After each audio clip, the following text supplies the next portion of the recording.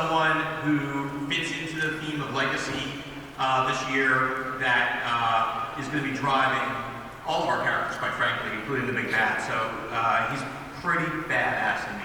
Nice, I like that. Obviously, Oliver is thinking a lot about his legacy. He's forming a new team, something that Laurel really inspired him to do. Wendy, why was that such a great idea to sort of frame the beginning, at least, of the season around? Well, I think we really wanted to honor what we've done last season, and obviously with Laurel being gone, it's incredibly important for Oliver and the rest of the team to move forward, remembering that legacy and honoring it. Absolutely. I know I speak for the fans when I say that we miss Katie Cassidy all the time. She is incredible. We may see her again. Well, we will definitely see her in 501 in our premiere of the season, and we have made a deal with her across Arrow, Flash, and Legends, so Katie Cassidy is definitely not gone from this universe.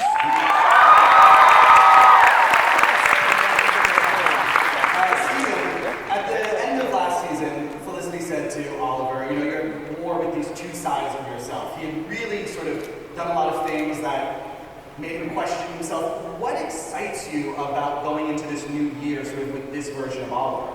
Syndication.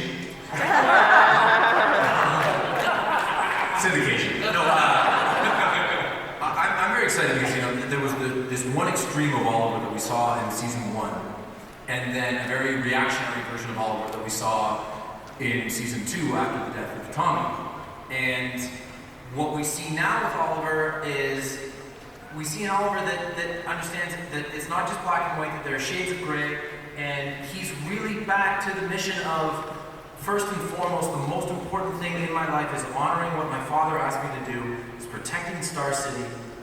And I feel like that has, I've been saying all day today, this certainly I don't think is the last year of the show, but it's definitely the end of a chapter, and that is, this was conceived as a 5-year journey. So both Oliver in the present and in the flashbacks, I feel like if we do this year right, we will have the ability to then start it new. Cool. Yeah. I like that. I mean, speaking of syndication, you guys will hit the 100th episode this year, which is huge and very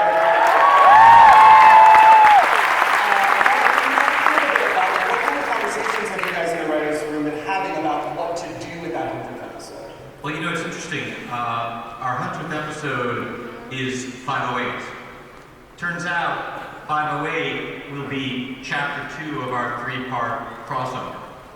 So the 100th episode is going to be the middle part of the crossover, and then episode 9 is our mid-season finale. So we're kind of designing things to be like a 2-episode, 100-episode celebration, the bigness of our mega crossover and the bigness of our mid-season finale. So it's actually timed kind of perfectly. Nice, I like that. Emily, first of all, happy early birthday. You're on.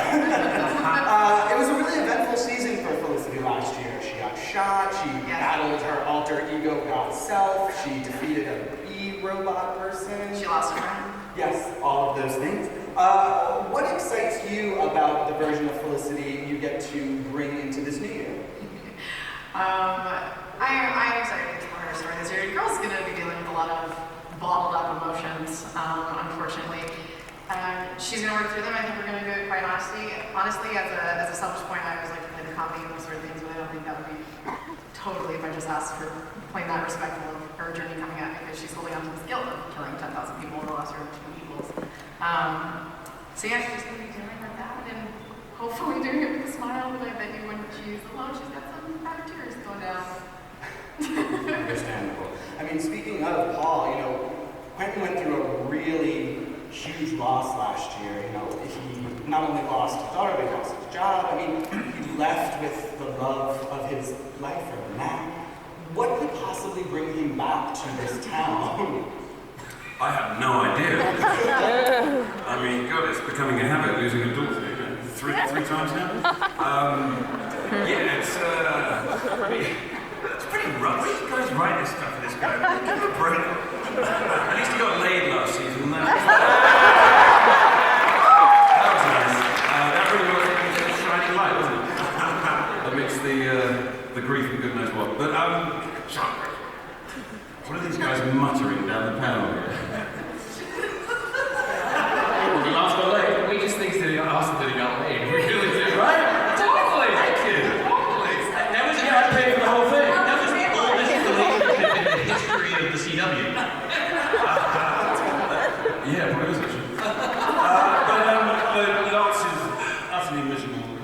season 5, having said all that. Some more demons haunting him, and yeah, trying to pick up the pieces of lost family, his guilt, and everything that's involved with that, with Laurel, and no job. I think somebody said when he picked up you and your dad that time in the car, somebody said, "Oh, Lance lost his job. I see he's an Uber driver."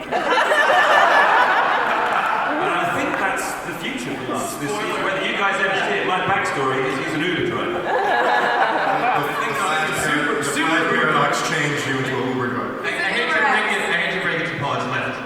It's lit. But you moonlight doing Postmates. Help him however he can, just like that. David, I'm curious, Diggle also left town at the end of the season. There's really a lot of stuff weighing on him. And we heard in the previous panel that Diggle is sort of the one who's going to be affected by the flashpoint that happened on. Did you hear that? I mean, we all heard it. You guys heard it, right? I'm just relaying information. Yeah. I mean, what can you tell us about Diggle at the start of season 5? He's in Chechnya, and he's an Uber driver.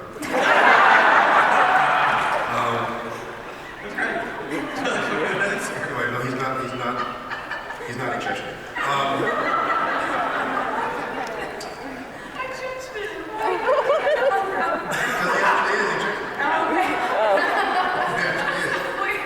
He's in Chechnya.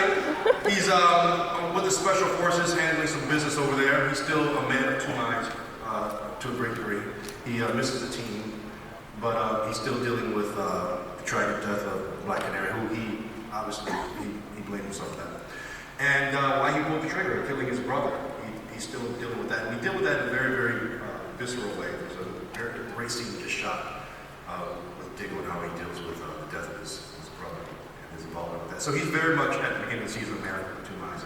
He's still conflicted about the events of season 5. Cool. I like that. Well, Echo, I would like to say welcome to the family. Thank you.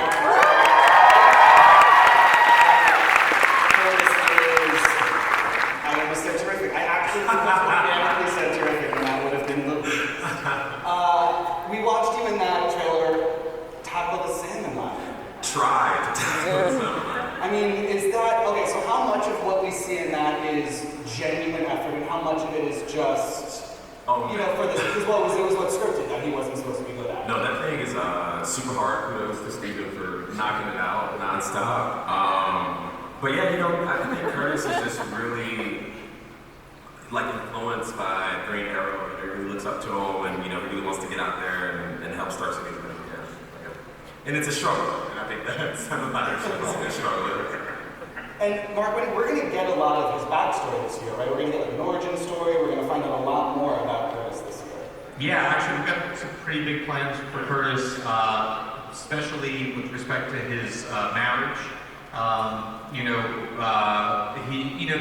He's gonna, as you sort of saw, he wants to become a vigilante, and he wants to start fighting crime. At the same time, he's got this husband at home who is going to probably start to notice that he's coming home with all these bruises and cuts, and it's gonna raise some questions.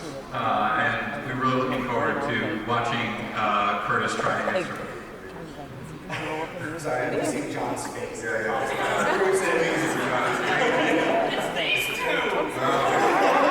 Underhanded pitch, just a remark. Willa, I'm curious, your character left also sort of the band. She was like, I'm done with this. And we sort of see a begrudging Thea in the trailer, so it doesn't really want to be back in the costume. I mean, how do you describe her attitude towards this endeavor when you come back?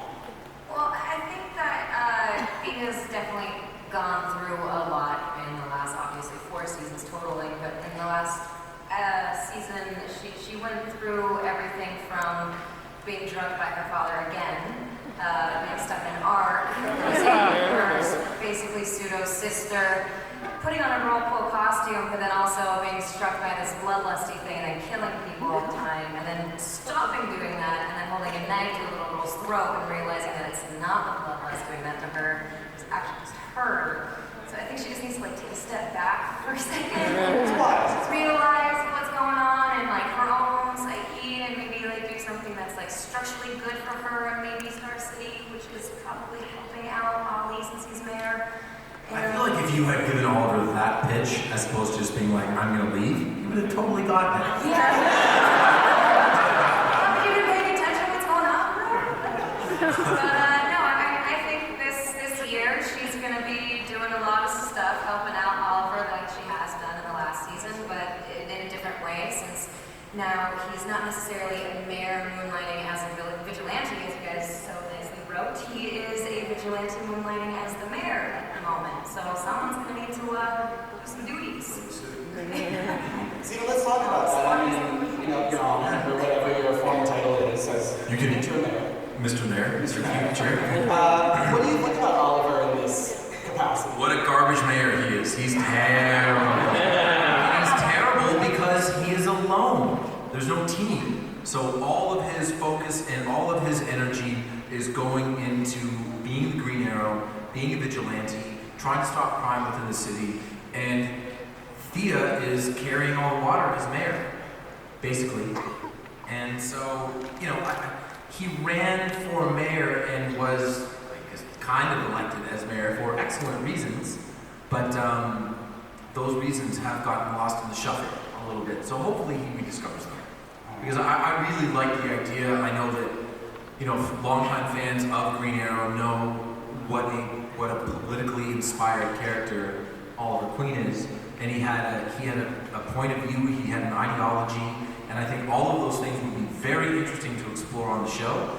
So he'll have to get his head out of his and start working well with others, which probably will never happen. So, but I like the idea of him as a mayor. Very cool. I mean, speaking of, starting a team, John, it looks like Malcolm is going to have some new people that he's going to start working with. You're going to be sort of spread over all of the shows. What excites you about getting to bring Malcolm to all of those different worlds? Well, the first thing is that, always true to where he was born in that sense as the character, which is this show, but he's the bad guy that I always say is a troubled hero, a hero of his own story, and what'll be interesting is to see what he's like in these other, if I can say, time lines. The new different Malcolms, because who's to say where he may pop up, and I'm being very cautious about what I'm saying because I don't want to say anything I'm not supposed to, but if he is on Legend, what time might that be? Where in the story there he might be, if that makes any sense? Is it the past? Is it the future? Is it the present? He might behave differently. It might be an alternate side to him. So that's what I'm really excited about as an actor. I know, listen, I've time traveled before. I know what it's all about. I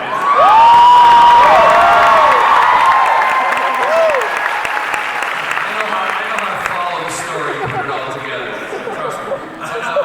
It sounds confusing, but I'm excited as an actor to be able to play those different things. And that to me is what's going to be exciting. But the fact is that, this is the core of where, and it's funny to hear Stephen speak at like Oliver being the bad man. Malcolm's always a phone call away. It's true. It's always a phone call away. And good for my girl taking on the lead. Yeah. I like that. I'm going to open it up to the audience questions in just a minute. So if you want to get ready. I solicited questions for this panel from Twitter. And Oh dear God. And I know it's going to come as a huge surprise to everyone that the predominant question had something to do with a little thing called olicity. First things first, congratulations, Stephen and Emily, on winning Ship of the Year for the second year in a row.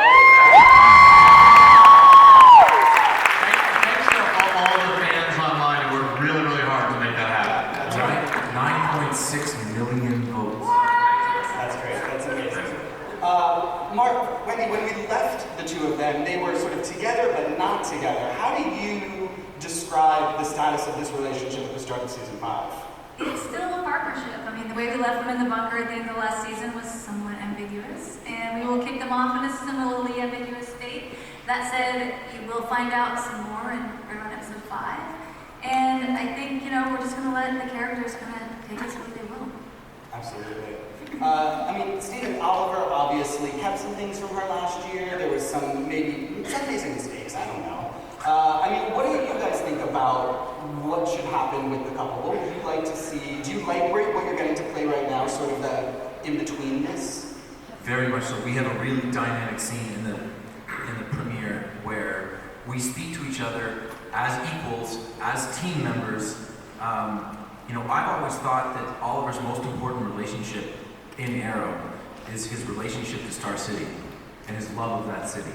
And that is the main objective at this time in his life. I think it's pretty clear that Oliver loves Felicity, but I don't know if that means they're going to be together.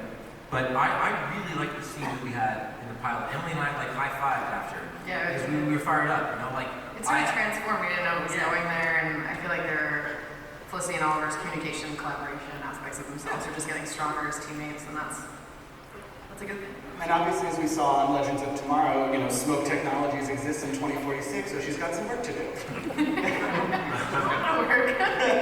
Awesome. Well, I'd love to turn it over to you guys, and so I think we have our first question.